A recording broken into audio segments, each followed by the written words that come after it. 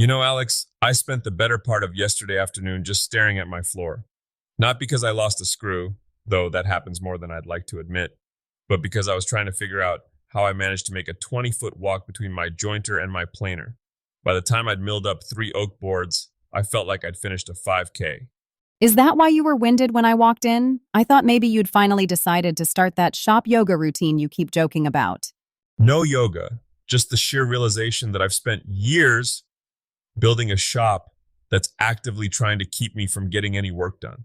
It's funny, we spend all this money on the perfect chisel or the fancy Japanese saw, but we treat the actual floor plan like a game of Tetris played by someone who's had 3 too many espressos.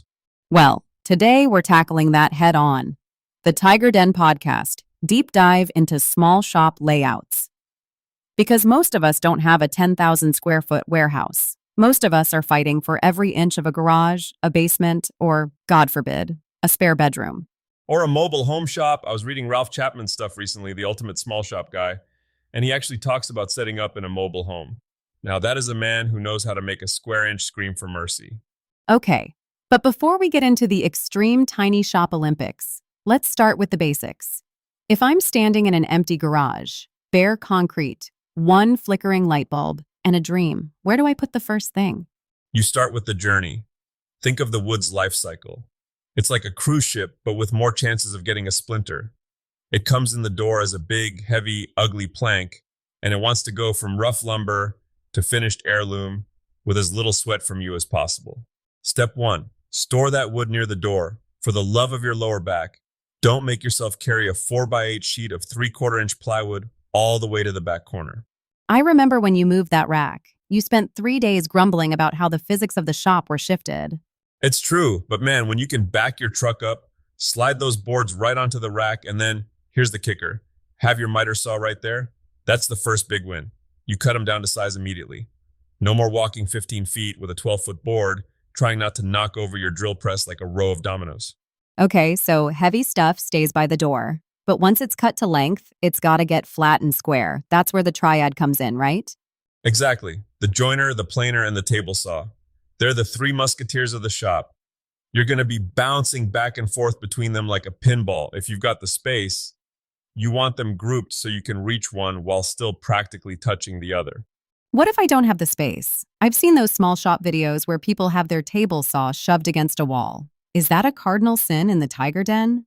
I try not to be a zealot, but putting a table saw against a wall is like trying to run a marathon in a phone booth. Unless you only ever build birdhouses, you need that outfeed space. If you can't put the saw in the center, at least put it on wheels. Actually, let's talk about wheels. Because Rick Campbell wrote about this recently, downsizing from a big shop to a one-car garage. He's obsessed with clearing the floor. Rick's a smart man. If it doesn't move, it's an obstacle. In a small shop, mobility isn't just a luxury, it's your only escape route. I've reached the point where if I could put my workbench on wheels and still have it be rock solid, I'd do it in a heartbeat. But wait, didn't you once say that a moving workbench is just a glorified cart? I did. I was being a bit of a purist that day, but there are some clever ways to do it now. Retractable casters, where the bench sits on its own feet until you need to shift it. But for the heavy machinery, wheels change the game. You pull the joiner out when you need it, and when you're done, you tuck it back into its little parking space like you're putting a car in a garage. Speaking of parking, Rick had a genius move for his router table. He got rid of the standalone one entirely. He put it in the table saw wing. It's an old school move that more people need to jump on. Why? Doesn't that just crowd the saw? Think about it.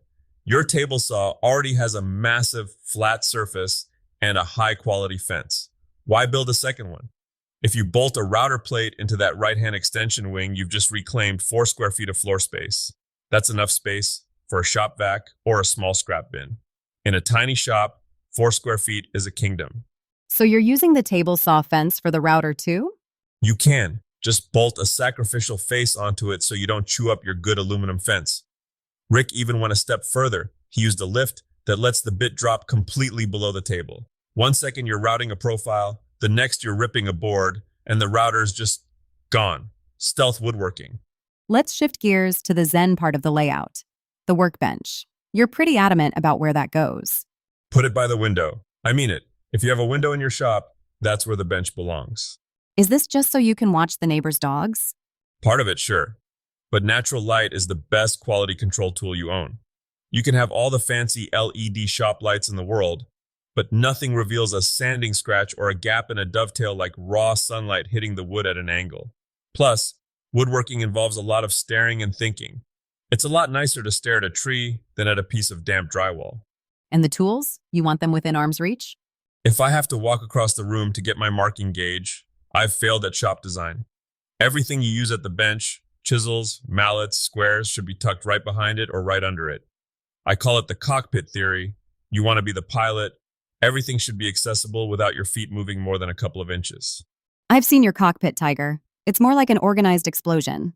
It's a work in progress, but notice where the assembly table is. It's right in the middle. Why the middle? Because the assembly table is the grand central station of the shop. You're bringing parts from the saw, parts from the bench, parts from the finishing area. If it's tucked in a corner, you're constantly boxing yourself in. It needs to be the hub that everything else orbits. And the clamps, let me guess, right next to the assembly table? You're learning. There is nothing more stressful than having a glue up going south, glue is drying, boards are slipping, and you realize your parallel clamps are on the other side of the shop. You end up doing this awkward, lumbering run across the room while trying not to get Titebond on the floor.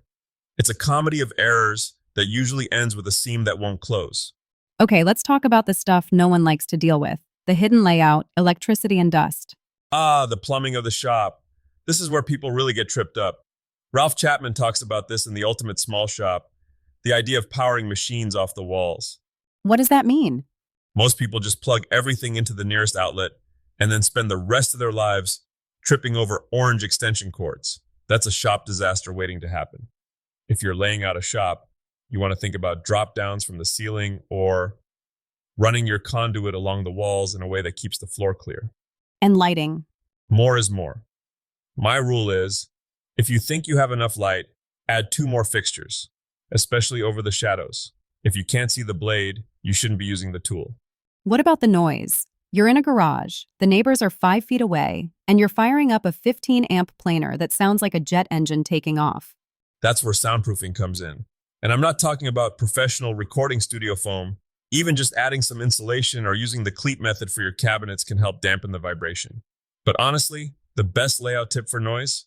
Put the loudest machines in the middle of the room, away from the shared walls. That seems counterintuitive. Wouldn't you want to hide them?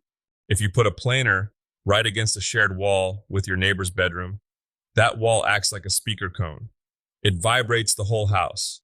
If it's in the middle, the air around it acts as a bit of a buffer. Let's get into the budget aspect. Ralph mentions a startup shop list for under $1,000. How does that affect layout? When you have fewer tools, your layout is actually harder Wait, how? because each tool has to do more work. If you only have a circular saw and a drill, your workbench has to be your assembly table, your outfeed table, and your finishing station. You have to design the space for transition. It's like living in a studio apartment. The bed folds into the wall so you can have dinner. So, versatility is the name of the game for the budget woodworker. Exactly. Everything should be at the same height. If your workbench, your outfeed table, and your miter saw stand are all exactly 36 inches off the ground, or whatever your magic number is, then every surface becomes an extension of the others. You can support a 12-foot board across 3 different pieces of furniture. That's a pro tip right there, the magic height. It'll save your life when you're working alone. We haven't talked about the finish line, the area where you actually put the oil or lacquer on. Most people treat finishing as an afterthought. They finish the project and then realize they have nowhere to put it where it won't get covered in sawdust. I've seen your finishing area. It's basically just anywhere I haven't swept lately. Hey, I'm getting better. But really, you want your finishing area near a window for ventilation and as far away from the dusty tools as possible. If you can, put a curtain or a temporary divider up.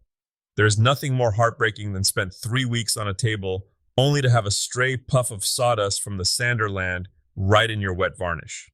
It sounds like shop layout isn't a one-and-done thing. It's never done. Your shop is a living organism. It'll grow, it'll shrink, it'll change as your skills do. I've probably moved my table saw 5 times in 10 years. Each time I thought I'd found the perfect spot. And were you right? For about 6 months. Then I bought a bigger joiner, and the whole puzzle had to be solved all over again. So, what's the big takeaway for someone who's staring at a pile of tools and a cramped garage right now? Don't get paralyzed by the perfect plan. Just start with the workflow. Trace the path of a board in your mind. If you find yourself walking in circles or tripping over a cord, fix that one thing. And the floor, still staring at it? Every day. But now I'm looking at it and seeing the lanes. Wood goes here, tools live there. And I stay in the middle trying to stay out of trouble. Good luck with that. I'll need it. Next week, we're talking about the Great Sandpaper Mystery. Why do we have 50 sheets of 80 grit and 0 sheets of 220? Can't wait. See you in the den, Tiger. See ya, Alex.